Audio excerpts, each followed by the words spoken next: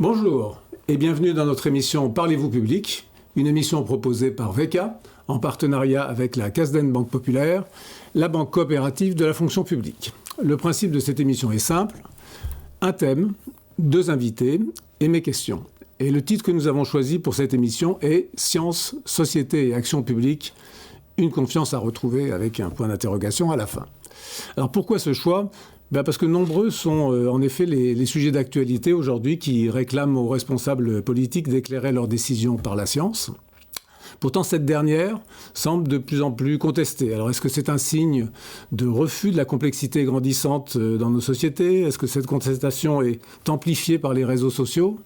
Et la science est-elle particulièrement à l'épreuve de la désinformation ? Une chose est certaine, on constate une défiance de plus en plus forte de nos citoyens à son égard.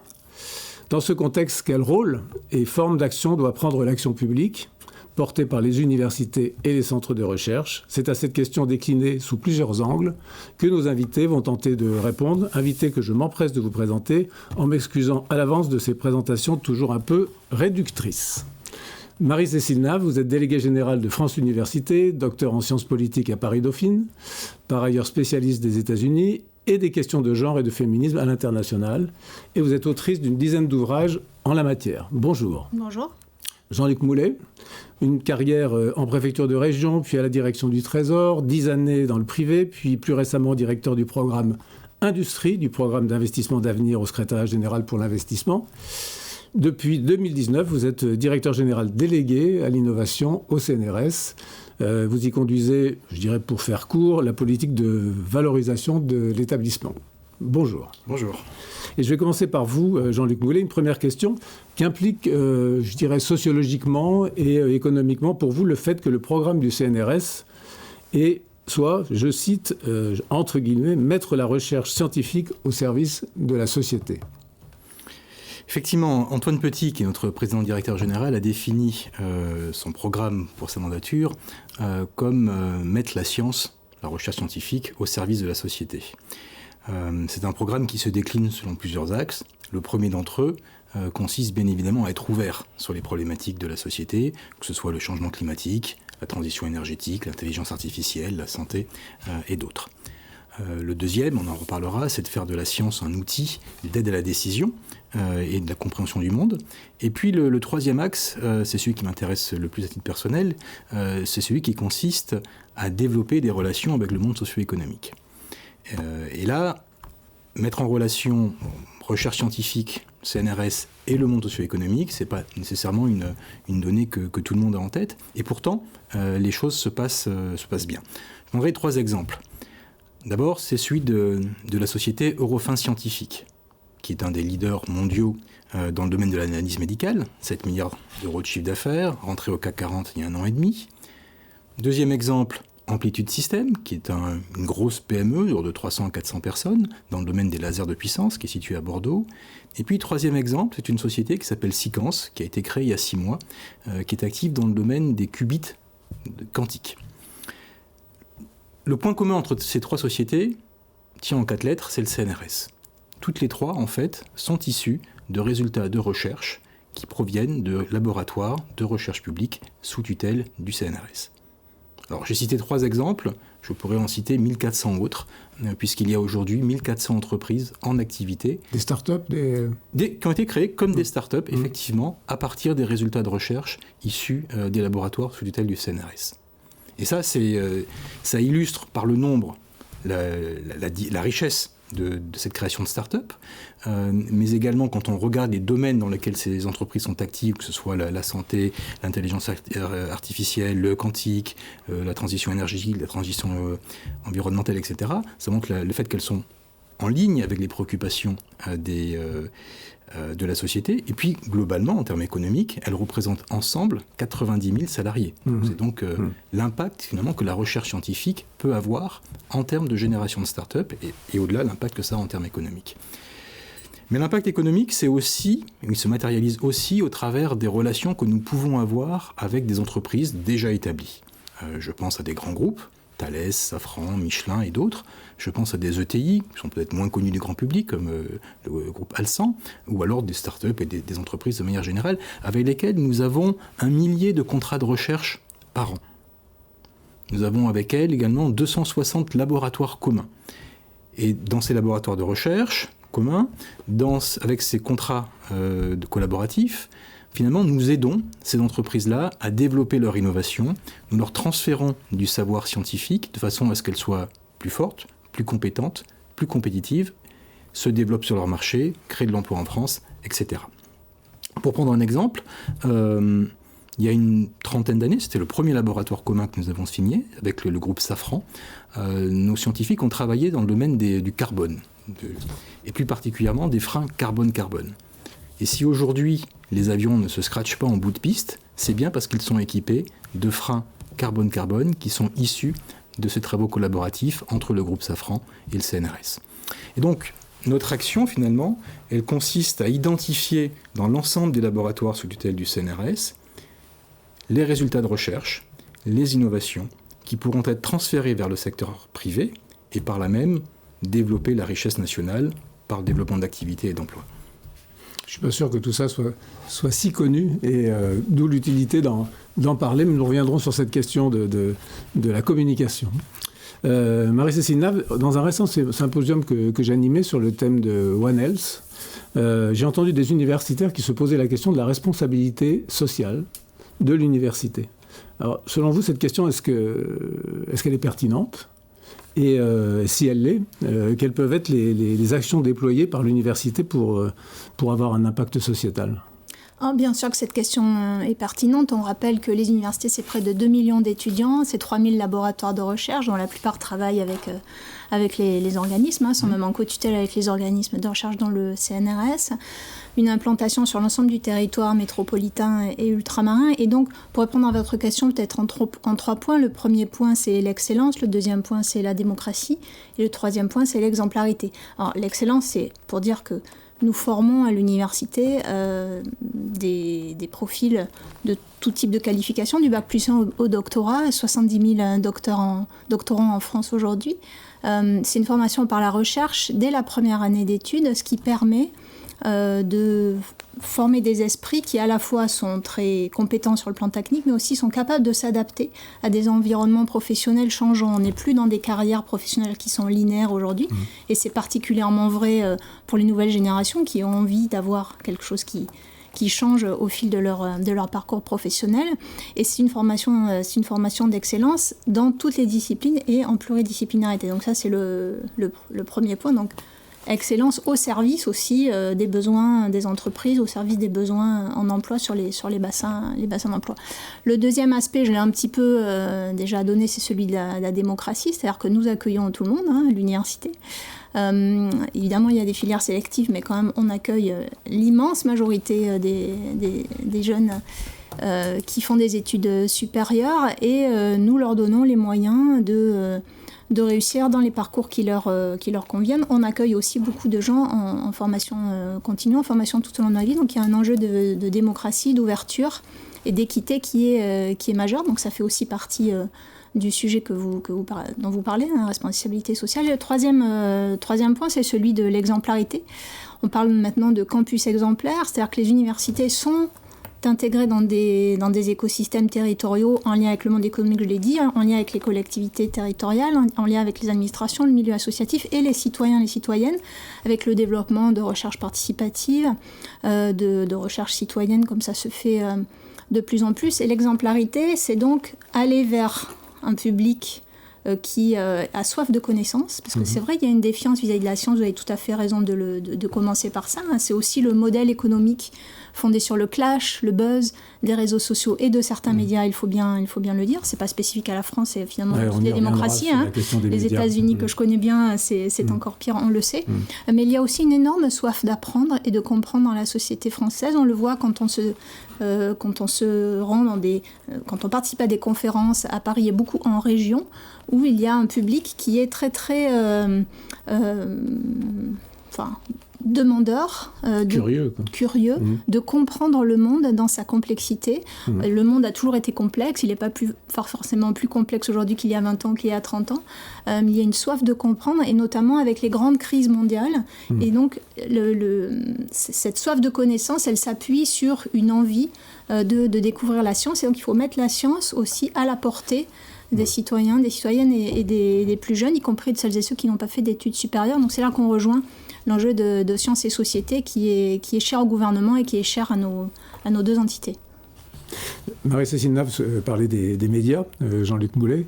Je saute sur l'occasion, merci pour la transition. Dans l'IB du 23 juin dernier, j'ai repris cette phrase, un titre sur les canicules marines, et il y avait une phrase qui parlait de l'urgence de remettre la science au centre du village, là où se fabrique la décision politique. Comment est-ce que vous réagissez à cette proposition, si je puis dire, de l'IB, et quelle analyse vous portez sur les relations entre la science et le politique? C'est vrai qu'on peut se poser la question de jusqu'où doit-elle être au service de celui qui, d'une certaine manière, la finance? Effectivement, les relations entre la science et le monde politique sont relativement ambivalentes. D'un côté, la recherche scientifique a besoin d'une extrême liberté pour exister. Il faut que nos chercheurs puissent imaginer les idées les plus farfelues, puissent nager à compte courant, puissent imaginer telle ou telle thèse de façon à vraiment pouvoir être dans le domaine de la rupture pour découvrir de nouvelles choses. Et cette liberté, on leur offre dans nos laboratoires de recherche. Elle a une contrepartie qui est une contrepartie d'exigence en termes de qualité qui doit se placer au meilleur niveau mondial. Et ça marche, puisqu'en fait, on publie chaque année de l'ordre de 54 000 publications scientifiques dans les meilleurs journaux de la planète. Et puis, on a la chance d'être couronné par un certain nombre de prix Nobel. Et encore récemment, Alain Aspect a reçu un prix Nobel pour ses travaux dans le domaine de la physique quantique. A contrario, cette recherche scientifique, elle est payée par l'État, par le gouvernement. Et donc, il n'est pas illégitime que les gouvernements puissent avoir des aspirations, des attentes en termes d'expertise scientifique, par exemple, en termes de mobilisation des scientifiques au service de telle ou telle logique de politique industrielle, voire même au service du développement d'une certaine forme de souveraineté. Donc concilier les deux, c'est une affaire qui est un petit peu sensible, un peu difficile. Ça passe à la fois par des financements publics qui sont octroyés projet par projet dans une logique dite bottom-up par l'Agence nationale de la recherche, c'est-à-dire que les projets présentés par les scientifiques sont choisis en fonction de leur mérite par l'ANR. Et puis l'État a également mis en place ce qu'on appelle des PEPR, pour des programmes équipements prioritaires de recherche, qui vont orienter la recherche publique, la recherche scientifique de recherche fondamentale sur un certain nombre d'axes de politique industrielle. Je pense au quantique, je pense à l'hydrogène, je pense aux batteries, je pense à la cybersécurité et à d'autres sujets qui sont vus comme étant des sujets d'importance nationale. Au-delà de ça, quand on regarde la relation entre le monde scientifique et le monde politique, on s'aperçoit aussi qu'il y a une relation au temps qui est très différente. Le monde politique attend des réponses immédiates. Le temps du mandat n'est pas forcément le temps mandat, exactement. Tel responsable public nous interroge sur l'impact des éoliennes en mer sur la faune et la flore. Les réponses, elles sont attendues dans quelques semaines. Et si l'on se retourne vers nos communautés, pour autant que le sujet ne soit pas un sujet qui soit déjà traité sur étagère, on va nous répondre, oui, on commence par une étude bibliographique, et puis on va tester des hypothèses, on va faire des expériences, on va publier, on va confronter les résultats de ces publications avec les communautés, et on va parler en quelques années pour avoir des résultats. On voit bien qu'il y a un grand écart entre les attentes des uns et puis la capacité des autres à délivrer des réponses qui soient dans un timing synchrone. Et puis, on a aussi une posture par rapport à l'information qui est très différente. Le monde politique attend des réponses qui soient immédiates, qui soient fermes, qui soient sans appel et sur lesquelles on puisse facilement communiquer. Alors, la communication scientifique, en général, elle est plutôt plus prudente. Elle va s'entourer d'un certain nombre de précautions qui sont dans l'état actuel de nos connaissances, on pense que, etc. etc. Des phrases introductives. Effectivement, mais qui traduisent bien le fait que la science est quelque chose qui est toujours en devenir, en évolution, et que la vérité que l'on dit à un temps T, elle ne sera peut-être plus valable au temps T+1. D'où les précautions oratoires qui effectivement ne répondent pas franchement aux attentes. Et on l'a bien vu durant la crise du Covid, où on avait une forme d'incompréhension entre les attentes des uns et puis la capacité des autres à formuler des réponses qui soient satisfaisantes de leur point de vue. Je vous entendais réagir, peut-être que vous vouliez compléter les propos de de Jean-Luc Moulet sur ce sujet-là? Oui, je rejoins les propos qui ont été tenus à l'instant, notamment sur l'action du temps. Le temps scientifique n'est évidemment pas le temps politique, il est encore moins le temps médiatique. Et par ailleurs, évidemment, la décision publique gagne à s'appuyer sur la science. Elle le fait quand même, j'ai l'impression, assez peu souvent. Sur un certain nombre de sujets, on a l'air de découvrir dans un certain nombre de pays les résultats de la science, sur le climat, sur l'immigration aussi. On est quand même souvent en décalage par rapport à ce que disent les chercheurs, à ce qu'ont montré les chercheuses et les chercheurs. Et la décision politique, ce n'est pas la science, c'est vraiment la science, c'est un ensemble de travaux, effectivement, et de résultats qui peuvent être réfutés au cours du temps parce qu'on découvre des nouvelles choses et parce que les preuves évoluent et les méthodes de travail évoluent. Mais la décision politique, c'est quand même une autre logique.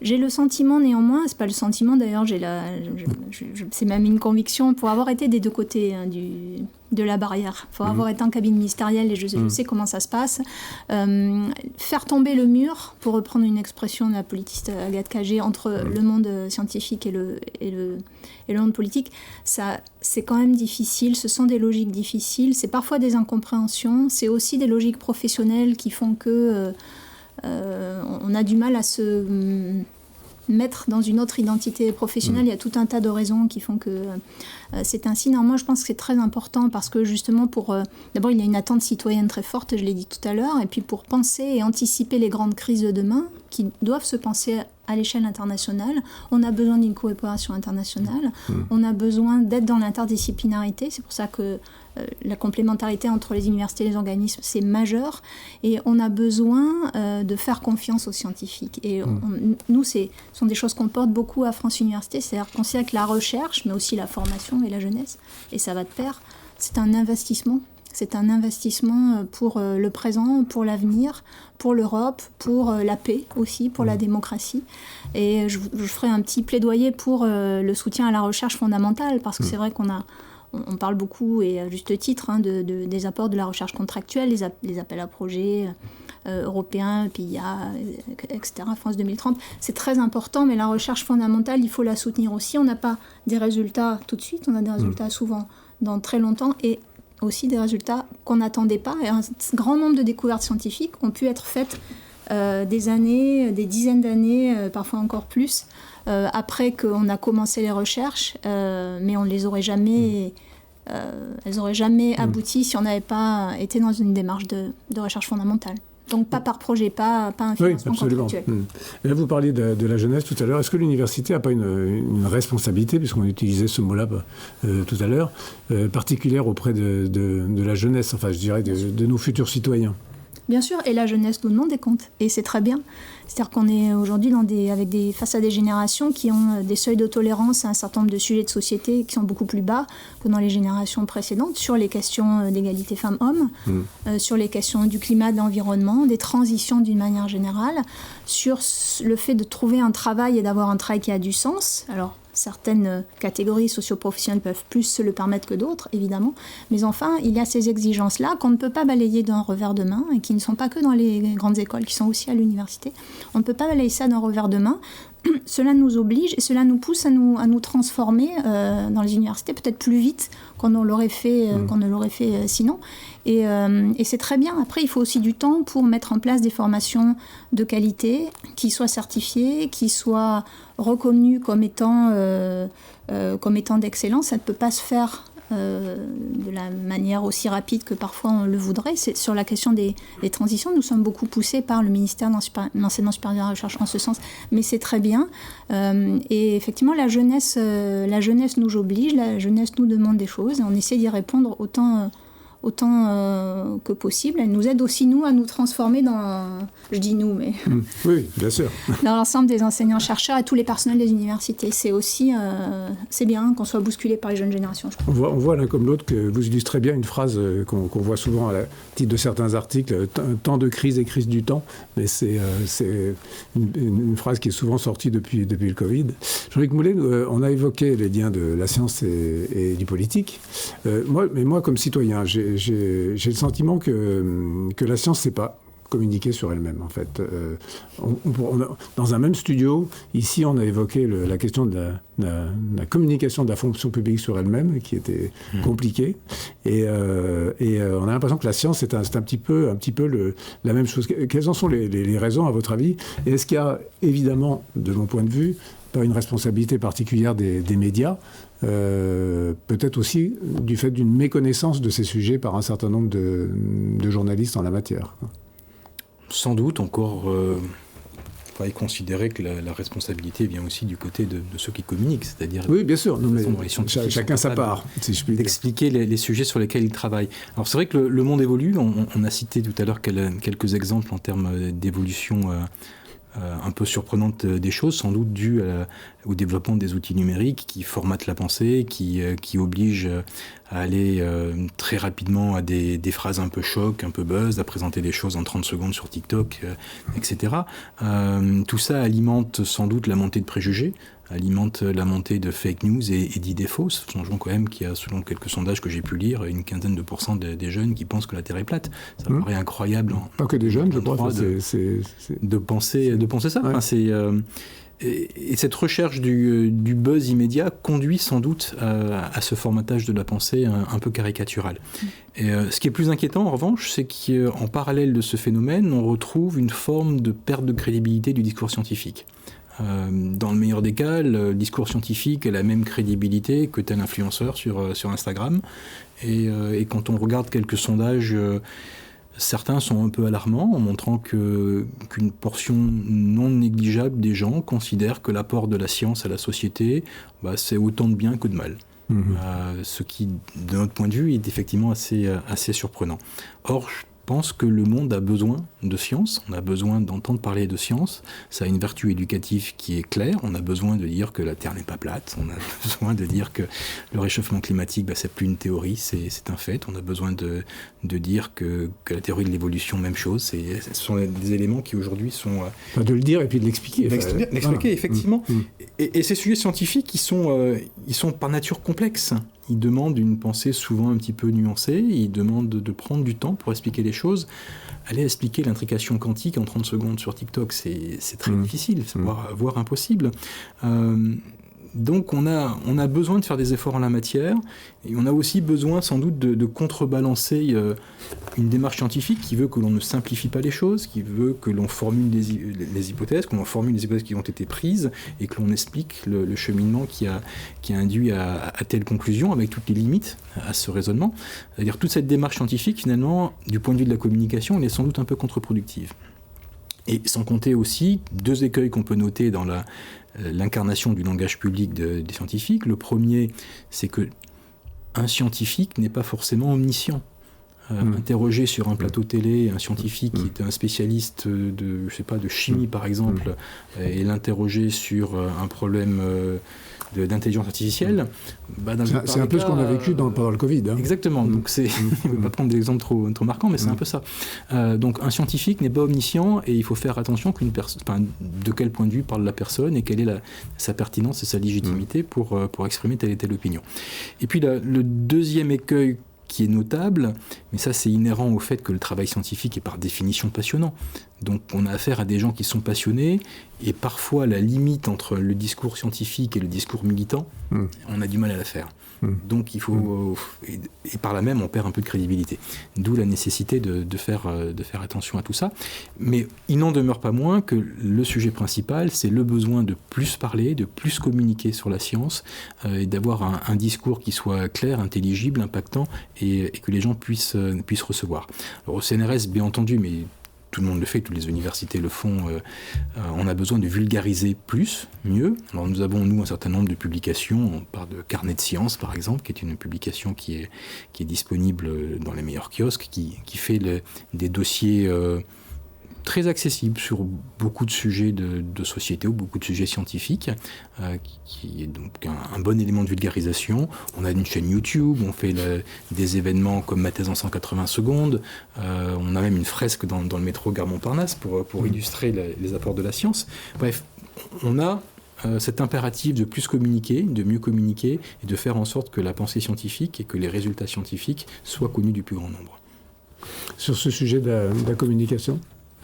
Oui, je suis heureuse que vous citiez ma thèse en 180 secondes, ça fait partie de nos grands partenariats avec France Université. C'est un pitch de 3 minutes où des doctorants, des doctorantes s'affrontent pour présenter leur travail de thèse devant un public qui n'est pas familier des questions de sciences et même parfois des questions de sciences extrêmement On conseillera à nos complexes. internautes d'aller regarder ça. Voilà, et moi on était à la finale à l'Opéra de Rennes il y a quelques temps, et c'est vrai que c'est passionnant de voir des thèses de médecine, des thèses en nouvelles technologies, en sciences sociales, être valorisé comme ça en 3 minutes, c'est vraiment exceptionnel. Ça n'empêche pas, par ailleurs, d'avoir des publications scientifiques destinées à un public plus averti. On peut faire les deux. Cette idée de la valorisation, de la vulgarisation, qui dans ma bouche, dans la vôtre non plus, n'est pas un mot péjoratif, c'est essentiel, c'est-à-dire participer effectivement du rapprochement entre le savoir scientifique qui est souvent pointu, qui est souvent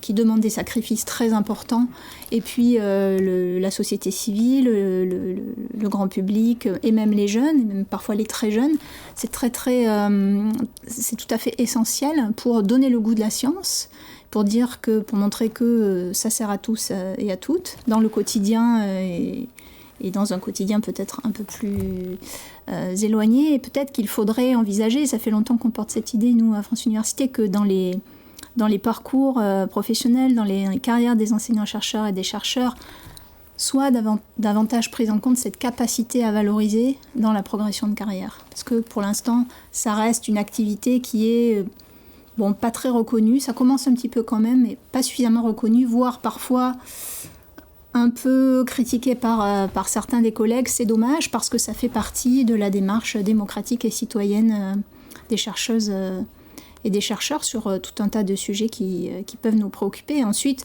il y a quand même beaucoup de médias qui font l'effort et qui sont, même au-delà de l'effort, qui ont le goût d'inviter les chercheuses et chercheurs sur le plateau, parce qu'encore une fois, je pense qu'il y a une appétence pour ça dans le grand public qui n'a pas toujours envie d'être sur des médias oui, bien sûr, complotistes, on pourrait dire. Alors vous citiez chercheuses et chercheurs, donc je profite de l'occasion. Vous avez beaucoup publié sur les questions de genre, notamment en termes de géopolitique. Est-ce que ça fait pas, d'une certaine manière, partie de la question ? Enfin, c'est-à-dire que la place des femmes dans la recherche et l'enseignement supérieur, c'est une question qui peut avoir du sens quand on parle de société et quand on parle de responsabilité sociale des organisations. Bien sûr, c'est majeur, à la fois pour des questions d'équité et de justice sociale, mais aussi pour des questions de non-gâchis de compétences. Qui est particulièrement en jeu aujourd'hui dans certains secteurs économiques ou professionnels qui ont du mal à recruter, dans la tech par exemple, dans les nouvelles technologies, mais aussi dans qui sont des métiers encore très très masculins, mais aussi dans des métiers très très féminins. Quand je dis féminin, c'est-à-dire à majorité de femmes et masculin à majorité d'hommes, non pas qu'il y ait des caractères féminins ou masculins qui s'y prêtent plus. L'absence de mixité est un frein à l'attractivité de ces formations et de ces métiers. Et donc, c'est un enjeu de justice sociale, mais c'est aussi un enjeu d'efficacité économique et de ne pas gâcher les talents. Donc, évidemment, ça nous concerne toutes et tous. Et tout ce qu'on peut faire pour aller vers davantage de mixité, de parité, de lutter contre les entre-soi, on se rend compte que ça bénéficie à tout le monde. C'est pas seulement pour les femmes ou pour les personnes venant de milieux défavorisés, c'est pour tout le monde.